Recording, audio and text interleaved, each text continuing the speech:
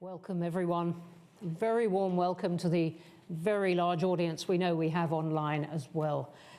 I'm Bronwyn Maddox, I'm Director of Chatham House, and it's great to have you all here. And it is particularly good to have His Excellency, sorry, more people coming in, welcome, Musalia Mudavadi, who has two substantial jobs we were discussing before, either of which would keep many people awake, but doing them both together is quite formidable. He's Prime Cabinet Secretary and Cabinet Secretary for Foreign and Diaspora Affairs of Kenya. And we're going to talk about all kinds of things. He's first going to talk to us for 15, 20 minutes about Kenya's foreign policy challenges. It has been a really exceptional year of many initiatives on many fronts, which our team has been covering very energetically, with relations with China, with the Middle East, and many ties that Kenya has very adroitly managed to develop and strengthen.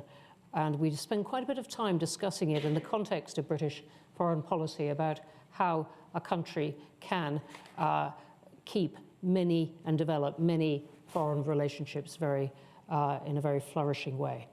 So I think we're going to hear about this. I have lots of questions I might ask, from everything from trade to China, but I'm sure you'll have lots of questions, and I'm going to leave very good time for them.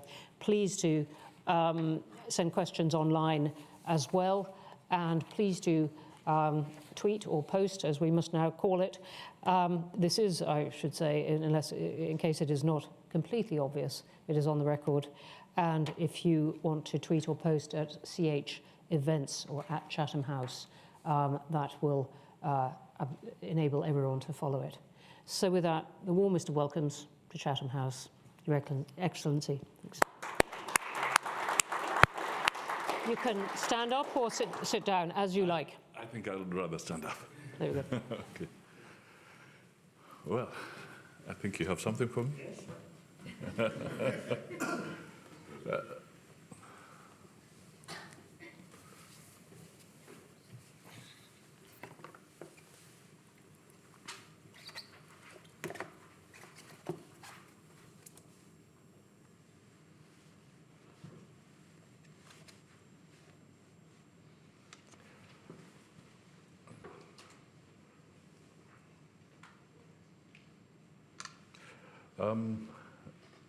Now, I was asking the chair, how do I pronounce your name a few minutes earlier? And she told me, so I'll try and make it right. Bronwyn, Madame Bronwyn. Thank you. Distinguished guests, ladies and gentlemen, thank you for sparing some time so that we can have an opportunity to engage and discuss a number of issues, not just about Kenya, but perhaps Africa, and some aspects of the globe as we see it from Kenya. When I got the invitation, the guideline I was given was to try and look at Kenya's strategic approach to peace, economic connectivity, and aspects of sustainable development within the current context. So I'll try and make some very few remarks and then look forward to some engagement with yourselves. And I believe we'll have an opportunity to learn from each other in this process. So here goes. Madam Chairperson, ladies and gentlemen, it is my pleasure to be at Chatham House, a global beacon of thought leadership. I am here to help probe into the workings of Kenya's foreign policy imperatives. My visit also comes on the heels of a memorable tour of Kenya by His Majesty King Charles III. I am here to extend our heartfelt gratitude for His Majesty's enriching visit to Kenya. May I also take this opportunity to congratulate my counterpart, my new counterpart here, Secretary of State for Foreign, Commonwealth and Development Affairs of the United Kingdom, Lord David Cameron, and his immediate predecessor, and now the new Home Secretary, James Spencer Cleverly. The two are consummate diplomats who have steered the Kenya-UK relations to an even keel. In an August 2023 review, the United Kingdom exported 21.7 million pounds of goods, services to Kenya and imported 29.8 million pounds worth of goods from Kenya, resulting in a negative trade balance of 8.15 million pounds in favor of Kenya. I highlight this to illustrate a rare occurrence where the balance of trade favors an African country. Our foreign policy imperative is to facilitate Kenya's transformation into a competitive export-led economy, enhance regional integration, and widen participation in both domestic and international trade. Under the guiding bottom-up economic transformation agenda, the payoff is beginning to show. Kenya's trade balance recorded a deficit of $847.6 million in September 2023, compared with a deficit of $1 billion in the previous month of August. Kenya supports regional economic integration through the African Continental Free Trade Area. At full implementation, this will create the largest free trade area in the world. It will connect 1.3 billion people across 55 countries with a combined gross domestic product valued at $3.4 trillion and with a potential to lift 30 million people out of extreme poverty. Our commitment to the Africa Free Continental Trade is embroidered in a visa-free entry policy for all Africans. It is in this spirit of continental unity that His Excellency President William Ruto proposed a visa-free Africa, tearing down barriers imposed by hands that were not African. We reject the limitations of the past, advocating for a continent where Africans trade, communicate, and explore freely. Ladies and gentlemen, His Excellency President Ruto's diplomatic efforts have yielded significant achievements and benefits for Kenya's economic development. Our administration is embarking upon a new age of diplomacy, where friendships and relationships are interwoven with mutually beneficial economic engagements. The King's visit to Kenya in October crowned a deluge of no less than 25 visiting world heads of state and governments in less than a year, not to mention those who attended the inaugural Africa Climate Summit in September. The visits point to the growing stature of Kenya as a dependable investment destination, and more so as an honest peace broker in the eastern rim of Africa. Again, this is by design. Our forays in the sphere of economic diplomacy have yielded positive results. For example, in November, the government of India granted approval for the establishment of the India Exim Bank's East Africa Representative Office in Nairobi, marking a significant stride in economic diplomacy.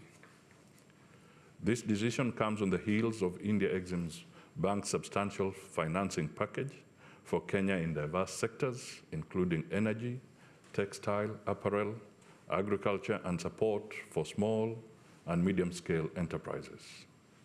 This move not only reflects confidence in Kenya as a premier investment destination, but also underscores Nairobi's pivotal role as a regional financial hub.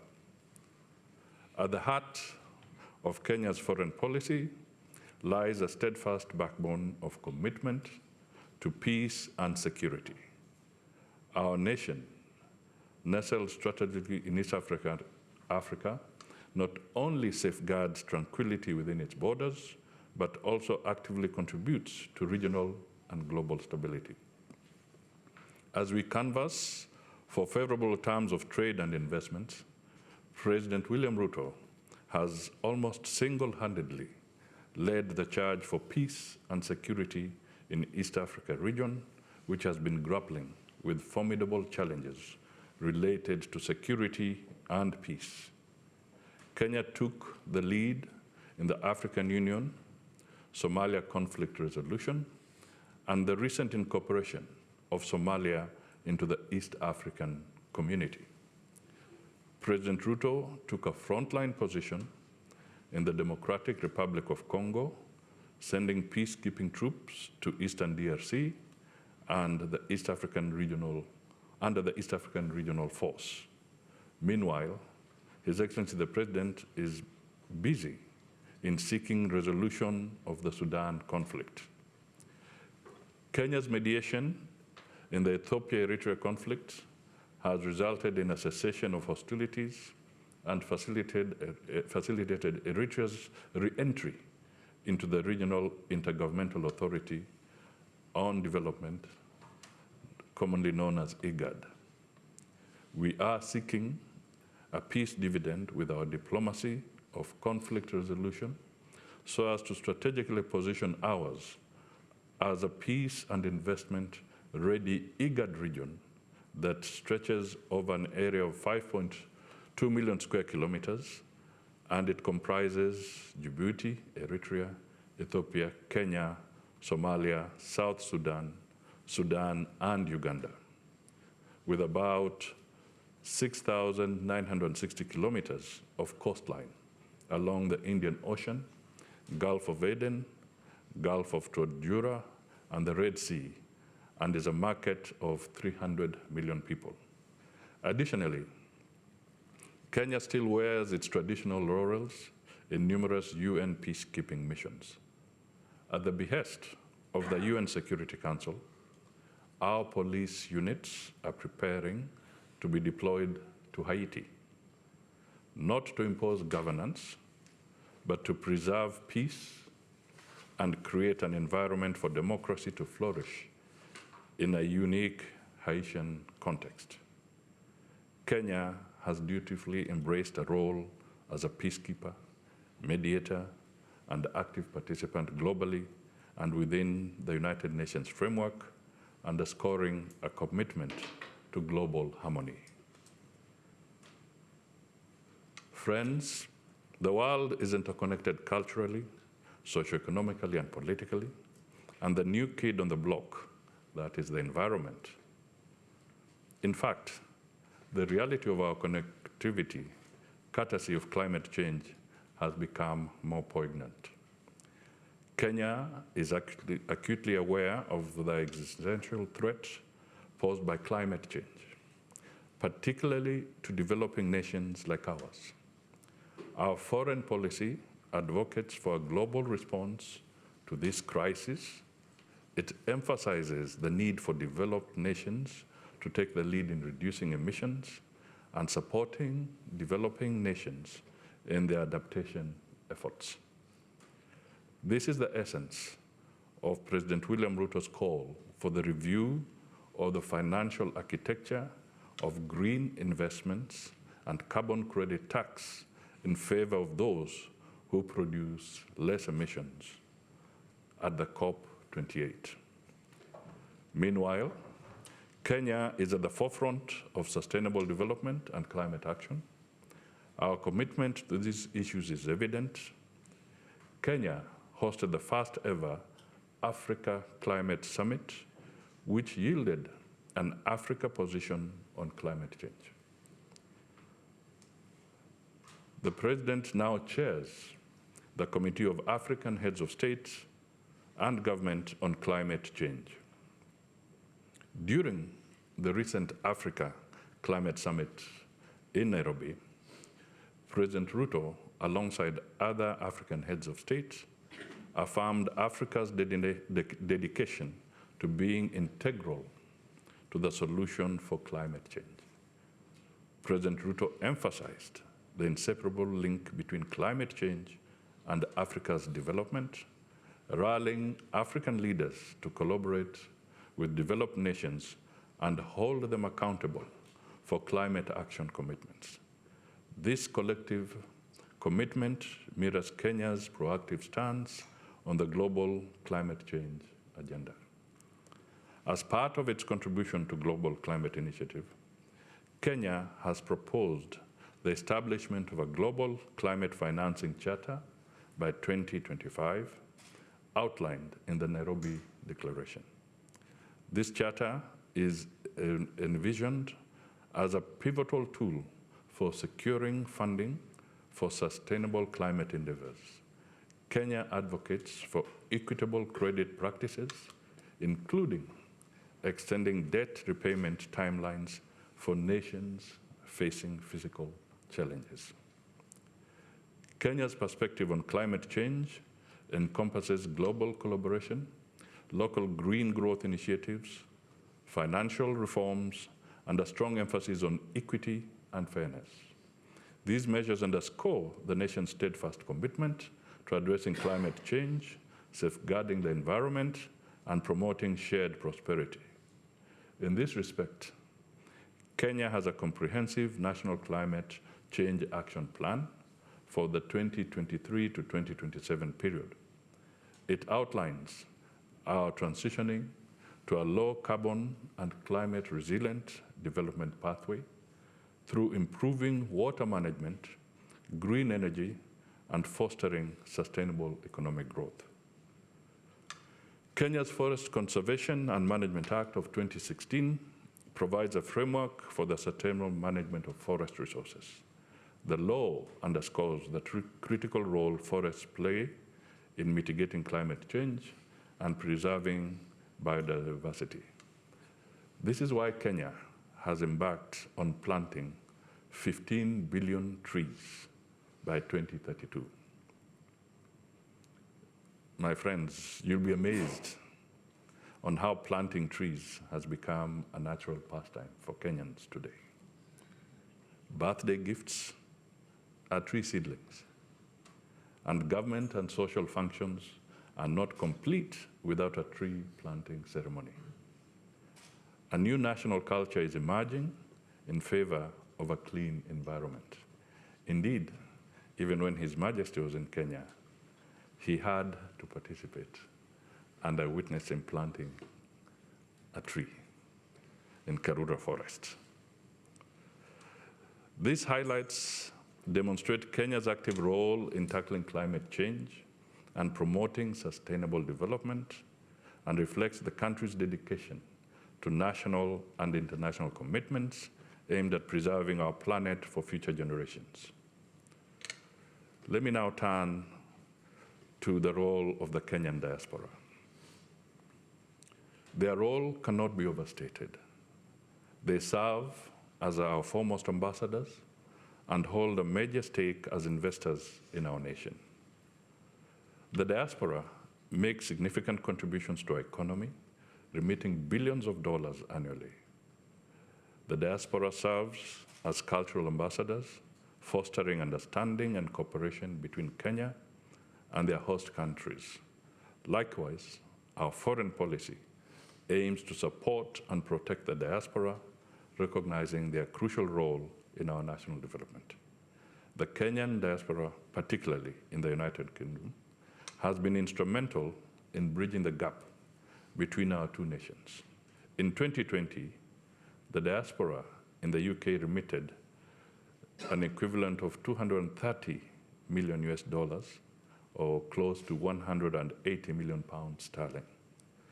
The inflows have increased tenfold in the last 15 years, reaching an all-time tidy sum of 3.7 billion US dollars, or equivalent to about 3 billion pounds sterling in 2021. The transfers fuel the Kenyan economy, supporting families, funding education, and stimulating local business. However, it is worth repeating that the diaspora also fosters understanding and cooperation between the two nations as they contribute to the diversity and multicultural fabric of the UK, sharing Kenyan traditions, food, music, hospitality, and values. Kenya, from our perspective, transcends mere geographical boundaries. It is not merely a piece of land straddling the equator, but a vibrant community of people. We aspire for global recognition, not solely based on our exceptional athletes, but as a nation characterized by astute professionals, passionate democrats, and diligent global citizens. Kenya's identity extends beyond physical borders, encompassing the richness of its people and the contributions to the global community, including the United Kingdom. Prominent figures of Kenyan descent have made their mark in the United Kingdom, investing in real estate and other sectors. I will not talk about the political side of it. In the realm of sports, Victor Wanyama, a professional footballer, made a significant contribution to the UK football scene and has helped promote Kenya as a producer of world-class sporting talent. Similarly, cultural diplomacy is a key component of our foreign policy as it fosters understanding, cooperation, and mutual respect between nations. Kenyan-born artist Michael Armitage has gained international fame exploring social issues in East Africa. His exhibitions in the UK have enriched this country's art scene with awareness of issues affecting Kenya and the wider Africa region. Madam Chairperson, ladies and gentlemen, as Kenya approaches the momentous occasion of celebrating 60 years of independence, we share at the intersection of a rich history marked by both triumphs and challenges. We stand as a shining beacon on the African continent. Our unwavering commitment to democratic principles has not only endured the test of time, but has manifested in the successful transition of power through democratic processes over several decades. This commitment, deeply rooted in the sacrifices of our valiant forefathers who fought for independence, remains a source of national pride. Looking forward, the core of our vision is a resolute focus on economic transformation through the grassroots upward. Beyond the formulation of policies, we are cultivating a legacy of limitless growth and shared prosperity under the bottom-up economic transformation agenda. In driving this vision, our foreign policy is holistic, grounded in our commitment to peace, economic cooperation, cultural diplomacy, and sustainable development. We remain steadfast in our commitment to these principles, confident that they will guide us towards a more peaceful, prosperous, and sustainable world. I look forward to a world where peace, economic connectivity, and sustainable development are not just aspirational goals, but tangible realities. Let us therefore strive to weave a tapestry that celebrates our collective strength and diversity, a world where every thread contributes to a more vibrant, resilient, and interconnected global community. Asanteni sana. Thank you for listening.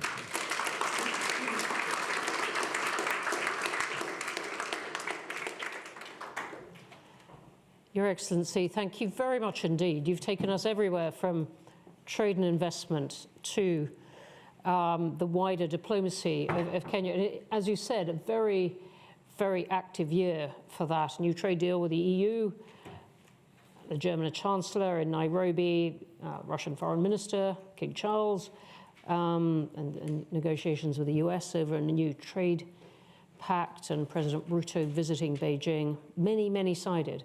And I'm really struck by some of the phrases you've used in this, a new age of diplomacy, of Kenya being an honest peace broker by design. And you say Kenya's embraced the role as a peacekeeper. I wondered if you could take us just a bit more into what the goals are of Kenya's foreign policy in that respect. You've been very, very emphatic about Kenya's role in trying to help solve conflicts of which the world has many.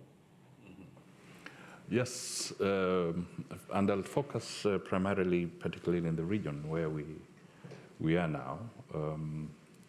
You will notice that there's a sudden upheaval. We have the problem in Sudan. We have the South Sudan that is also facing its challenges. Somalia is just carefully beginning to come on board from 30 years of challenges. We also see the potential of the emerging undemocratic practices in the West African side of the continent, and so many other challenges, even within the Ethiopia issues that are coming up. And we look at this as something that we need to focus on, because the amount of disorder that is going to be generated if there isn't proper attention could cause a lot of havoc and misery for millions of people. In Sudan alone, we are talking now of about 1.2 million people who have actually sought refuge in different parts of the country, and maybe almost 6 million internally displaced because of that conflict. And if we are not careful, we will start getting pressures for dismembering these sovereign states by different groups and so forth, as an example. So the world has several conflicts. You have the Ukraine-Russia conflict, and then you have the Middle East conflict. And all of a sudden, if we are not careful, the challenges facing Africa will recede into the back burner. And therefore, as Kenya, we believe it's our role to actively participate in trying to mediate and bring stability in that particular region. So we will have no option but to be more aggressive in these efforts. In fact, as I speak, I think today is the 7th. On the 9th, the President of Kenya will be in Djibouti under the IGAD initiative to try and talk to the Sudan issue once again, because it's becoming quite serious. The Jeddah process seems to be stalling, and it means that the African nations will have to play a more important role with the backing of the other countries. We say so because ultimately these solutions must be homegrown. When I say homegrown, African solutions. And Kenya stands tall at this point in time to try and become a pivotal force in helping out. So we cannot be silent bystanders. Yeah. So I was interested, you used the phrase peace dividend and said, look, we're investing in security, we're spending a lot more time on this. If I understood you rightly, you're saying, but we can take a peace dividend. And actually the benefits of this, if you like, time and effort spent on security were coming through. Did I understand you rightly in this? Because the world seems very unpeaceful at the moment. It does, and efforts must be concerted. In my remarks, I talk of a marketplace of about 300 million people, just around the IGAD framework. If you talk about the African continent, you're talking of 1.4 million. Now, with these disruptions, we are not going to see the benefits of that market. So the peace dividend is literally the pillar to unlocking the potential that is there. The UK and European countries felt they could take a peace dividend after the fall of the Soviet Union, but it doesn't feel quite like that at the moment. Well, they thought they could take it, but of course now things have changed. Yes. But that does not mean that we should not pursue the objectives. Africa is the sleeping giant. And for too long, we continue relapsing into some of the awkward circumstances like now. So there's need for the international community, the world, to remember that as much as we have challenges elsewhere, we want to help the African people. We can't afford the cost of the humanitarian crisis that is beginning to unfold in there. Let's take South Sudan as an example, a country that is preparing for its own elections. Kenya is a host to so many refugees from South Sudan, maybe close to 300,000. I visited Juba not too long ago, and the president was saying, here we are, a country that has got a refugee crisis. Then they are now beginning to receive from the Sudan side almost 500,000 people who have been displaced. So here's a country that is already in distress, now beginning to take an additional burden. Now, that is something that can confine us to perpetual poverty in the region. So we really need to get together. And this is why I gave the example that our president is going to have this session, because he's the chair of the quartet under the IGAD arrangement, the heads of state, to try and pursue this. And it is our desire that we unify all efforts, because there was the Jeddah process, there's another process being driven by Egypt, there's the IGAD process itself. Now all these are targeted at intervening in this crisis. Why don't we get together and have a unified approach so that we can stem the challenges that are there.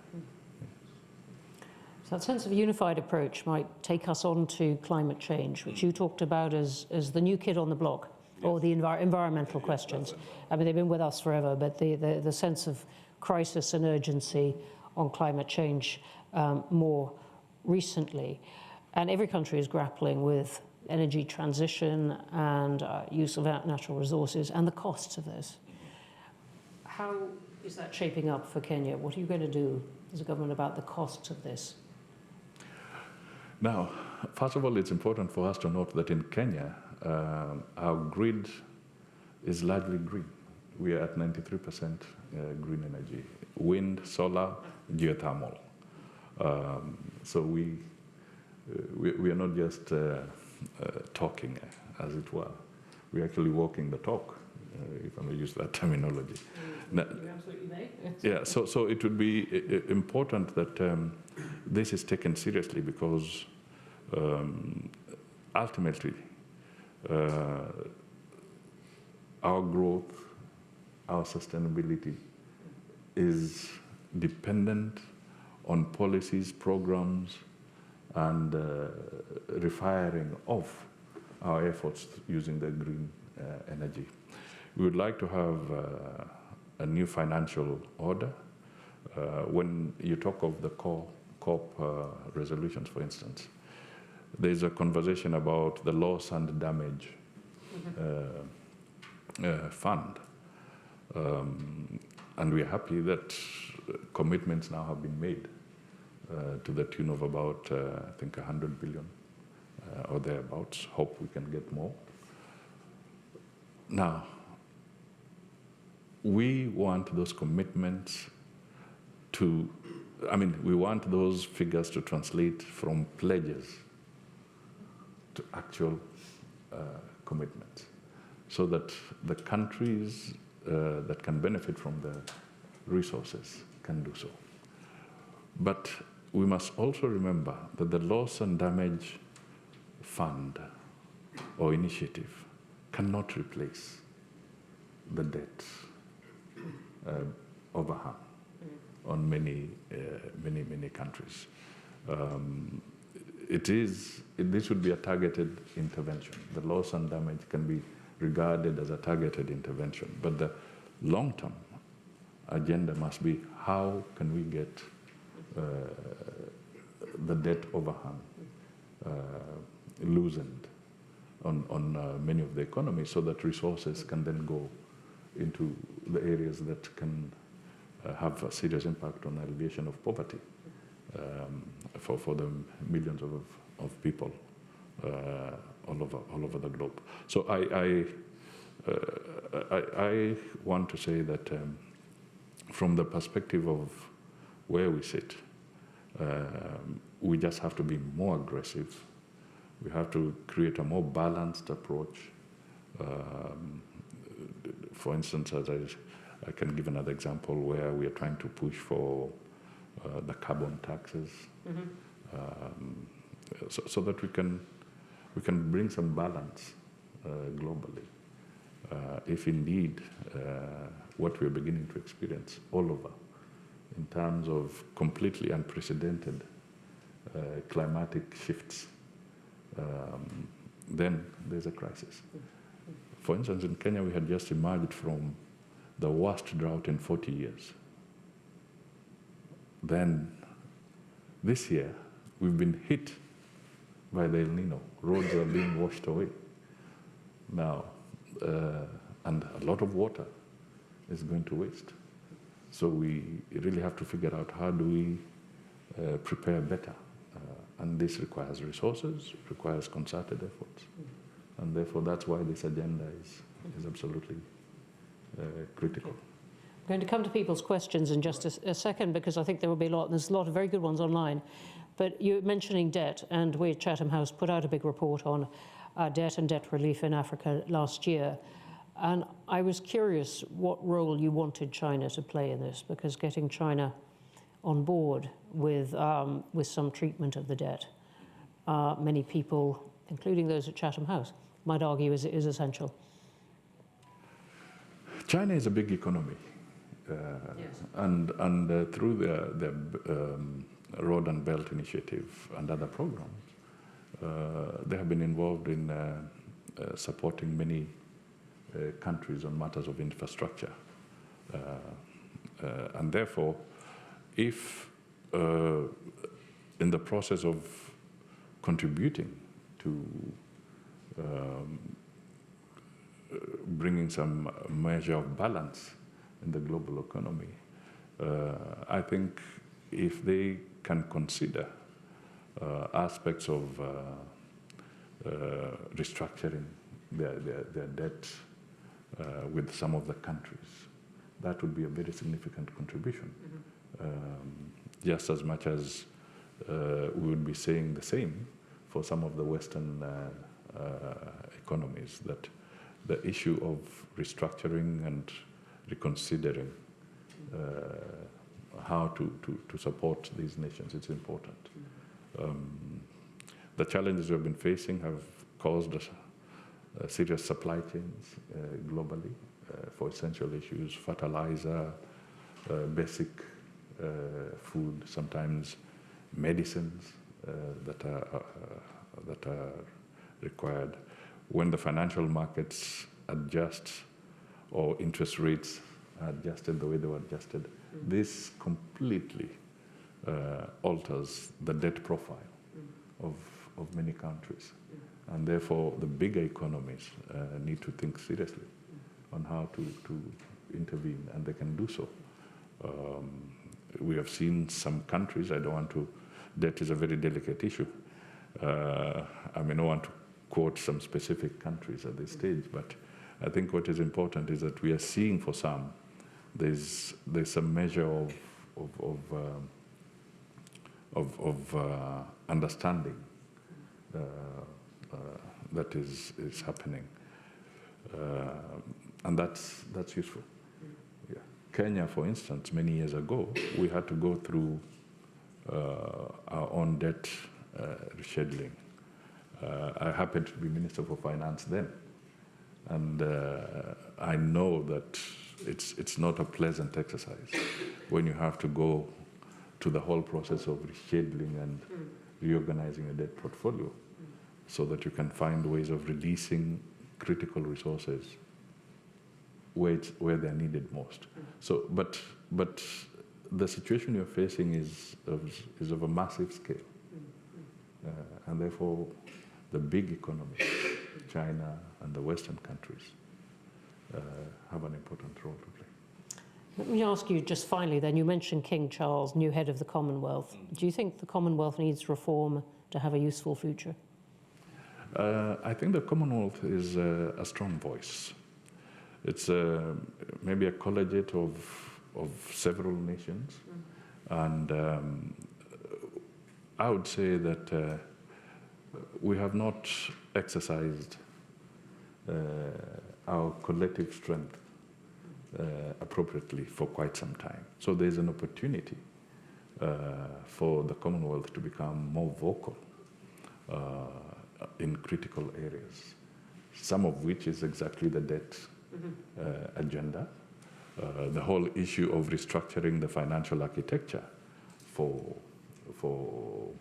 in the international scene so that we can have more accessibility for nations in more favorable terms. That would be important. So the Commonwealth can play a role, and it should play a role, and this is an opportunity for them to just figure out how can they reignite the strength that they have. Okay, thank you very much. Let's go to questions. Right, there are lots and lots, and there's some good ones online. Right, let me just survey how many we've got, and lots. Let's come to. I'll take them in pairs. Two here. First, in the pink shirt on the aisle, and then there. Hello, Your Excellency. My name is Julius Baluto. I'm a broadcaster here in the UK. I want to ask a question about, we are living in a world that's divided, United Nations Security Council, extremely divided between the BRICS nations, China, Russia, Brazil, and the other side, Western Hemisphere. We have seen that illustrated by the war in Ukraine. We have seen that being illustrated in Gaza right now as we speak. My point, the international community, we call, extremely busy with all this going on. What about when we come back to Africa, Your Excellency? That sleeping giant you are calling Africa, what can we do to wake it up, to seek self-oriented solutions to African problems, to have an international system or African, for example, currency, to make sure we are attracting investment, to make sure we are self-reliant? What can we do in Kenya to make sure we are self-reliant? What methods can we use to make sure Kenya is not also a sleeping giant? Africa stops being a sleeping giant because the world is too busy. Excuse me, sir. Doesn't have any time for us. Beautifully put as a mini speech within a question. Actually, let's take that one, and I'll take a few one by one because they have some complexity to them. Kenya, how not to be a sleeping giant. Africa, how not to be a sleeping giant. Yes, I gave the example in my remarks about the Africa Continental Free Area, trade area, and these are 55 countries. Let me tell you that virtually all the countries have signed up. They've submitted the instruments to be part of the Africa Free Continental Trade Area. Now that is a good signal. It's a good sign. And through there, we can work together and enhance the connectivity and trade amongst ourselves. I've given an example again in my remarks about Kenya providing a visa-free regime for the African countries. Now, these are issues that we can do ourselves as Africa without having to look beyond the African borders to start getting our own people integrating and moving much more freely. We have institutions such as the African Development Bank, which can be strengthened, AfCFTA, the trading blocs as well, such as the East African Community and the SADC, COMESA. All these can be consolidated, and we can do it ourselves, so that we prepare our capacity to be able to trade and share our economic resources. We can unlock a lot of the mining potential that we have. But the biggest challenge is for us as Africans to deal with the peace issues, because then we must stop being our own enemies. We must stop undermining our own cause. And that is why the initiatives to try and deal with the crisis in Sudan and the other areas in the region is that critical step that we must take ourselves, have our solutions to unlock our potential. Thank you very much for that. I'm going to come back to Sudan. There's one here in the second row. Hi, Your Excellency. Thank you very much for the conversation. Excuse me, would you like to say who you are? Oh, yes. I'm Kylan Gao from the LSE, London School of Economics. And my question is, on the more technical side, with increasing interregional trade, there comes a lot of structural changes to the economy. How would your government anticipate some of the challenges of perhaps jobs outsourcing to other countries due to those regional changes, and what are the solutions? Thank you. Thanks. I think we must be ready to also be liberal. One of the challenges within the African continent is that, let me speak about Kenya specifically. We have a lot of young people who have been trained. For your information, the median age in Africa is literally 20. It's actually 19 years point something. So we are talking of a very young demography. And we would like to be able to allow these talented people to move freely. We are working, for instance, on having more and more Kenyans coming to work here in the UK and in other areas in specific fields, medical field. We are now talking of the diaspora, the Kenyan diaspora, and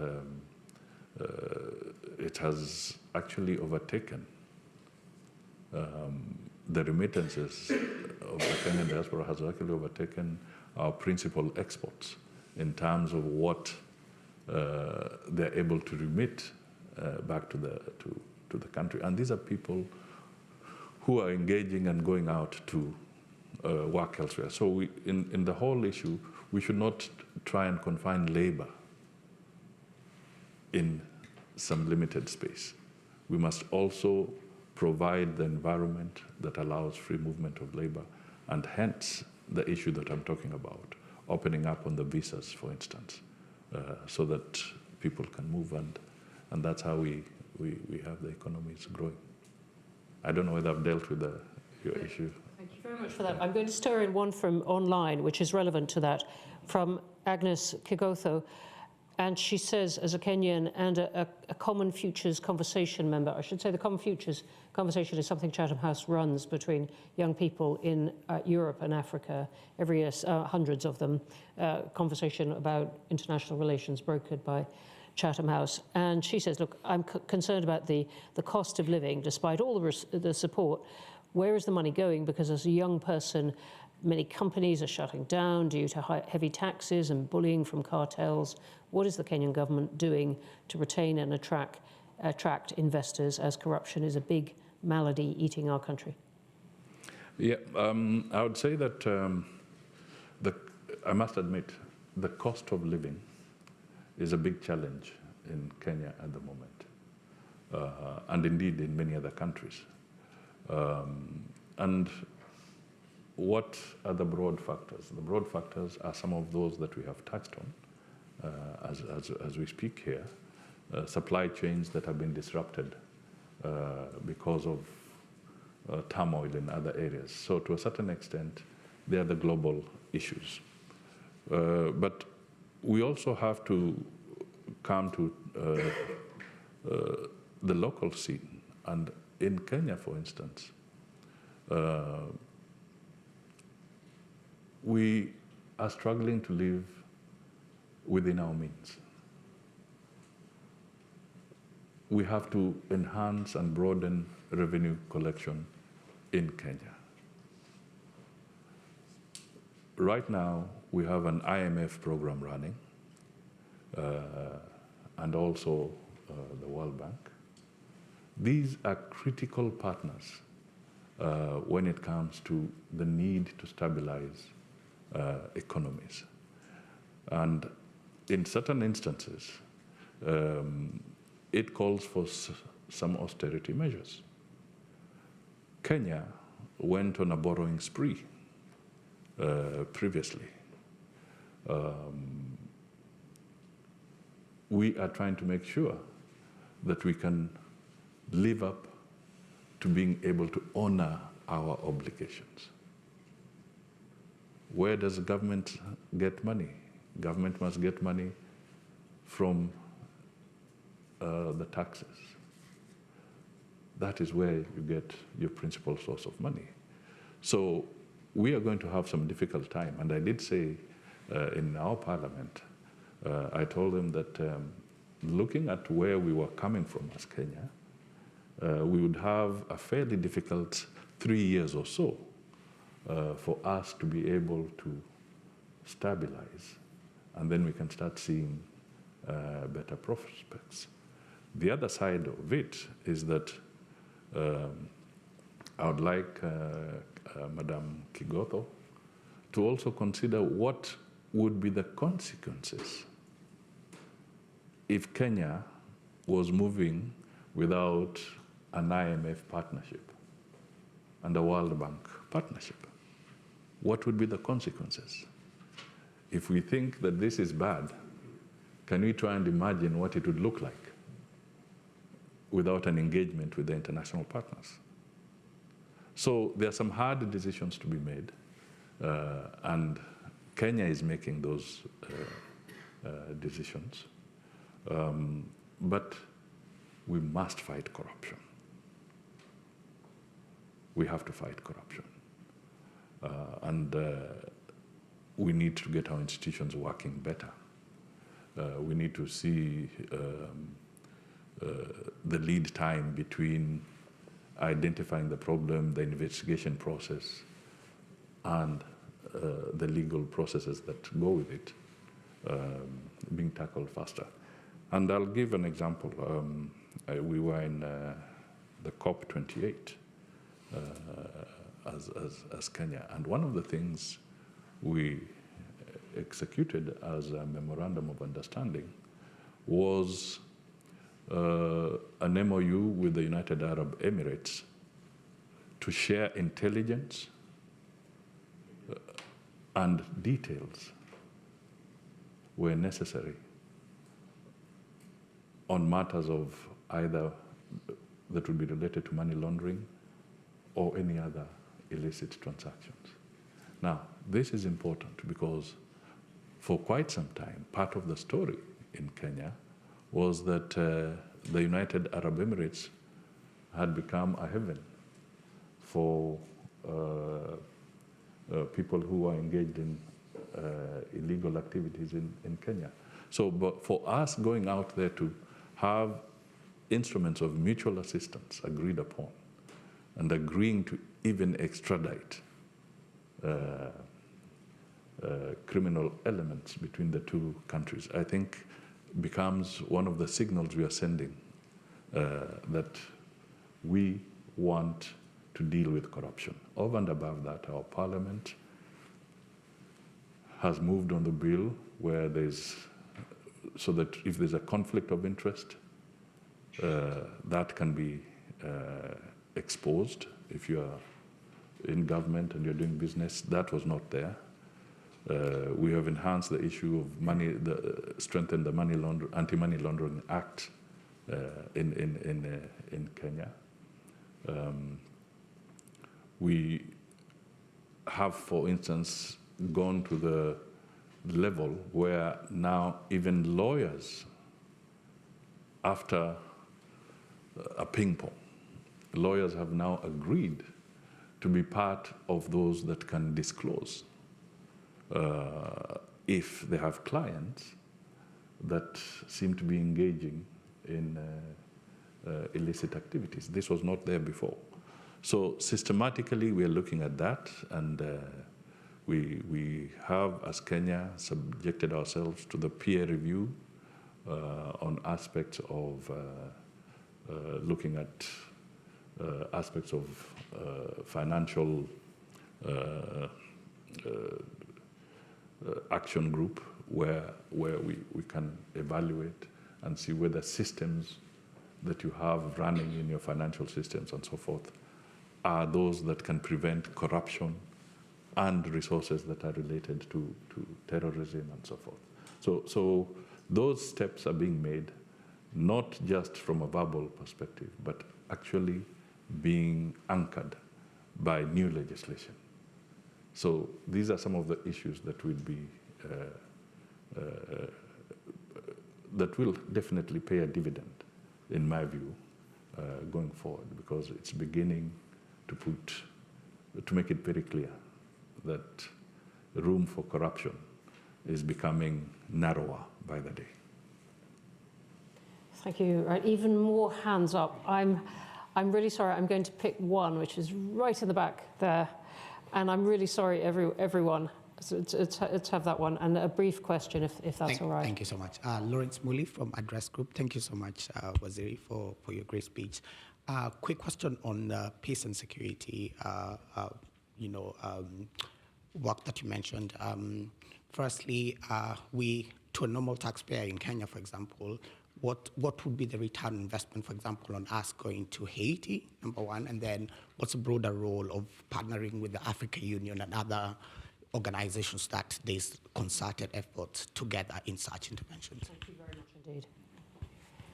I think the Haiti action is, remember, we are a member of the United Nations, and I think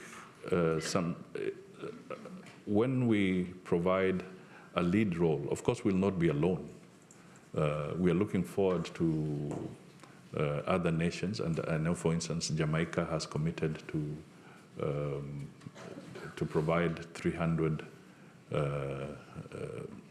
security personnel to be part of the team. Quite a number of African countries are also declaring their interest to be able to support us. Algeria, for instance,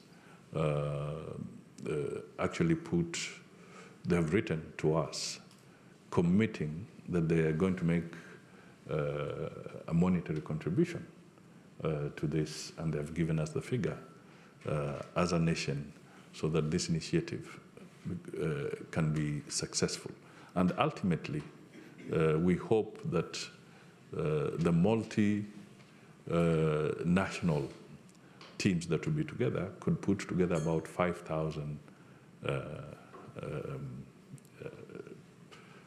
police personnel or security personnel to assist in the Haiti affair.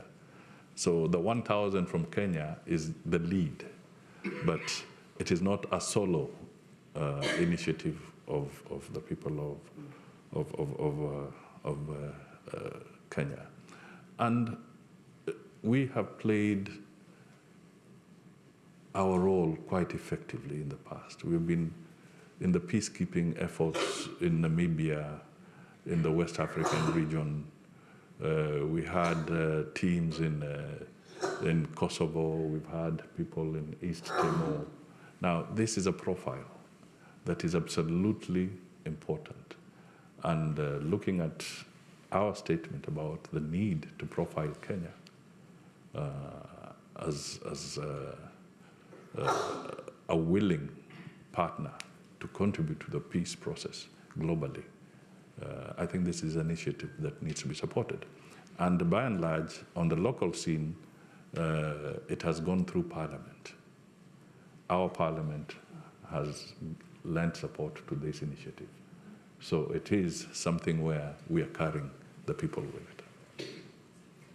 Thank you for that. There's still a forest of hands up, and I'm trying to beam at you instead of being able to give you time. I can see from who it is and the urgency of this that they would be great questions, but we don't have any more time. Online, terrific questions as well. Patrick Maluki, I hope we answered part of your question about debt. Eliud Kibil, also the same about the Haiti. Salah, I'm sorry for your beautifully succinct question. What is Kenya's vision on ending the war in Sudan? We could take a whole afternoon on that and can't come on to it. And Eric Muhi in Strathclyde, a special bonus prize for asking how does Scotland fit in to Kenya's strategic vision, which I was tempted by, but we just can't get in. Can we... on a lighter note, it fits in very well. I bumped into the First Minister of Scotland, and he told me that he has origins in Mombasa. Right, there you go. We actually got a question and an answer to that question. Well, I'm going to have to leave you and the High Commissioner and your colleagues to what I gather is a giant party, as I put it, for the 60th anniversary of independence tomorrow. But could you all join me in thanking His Excellency?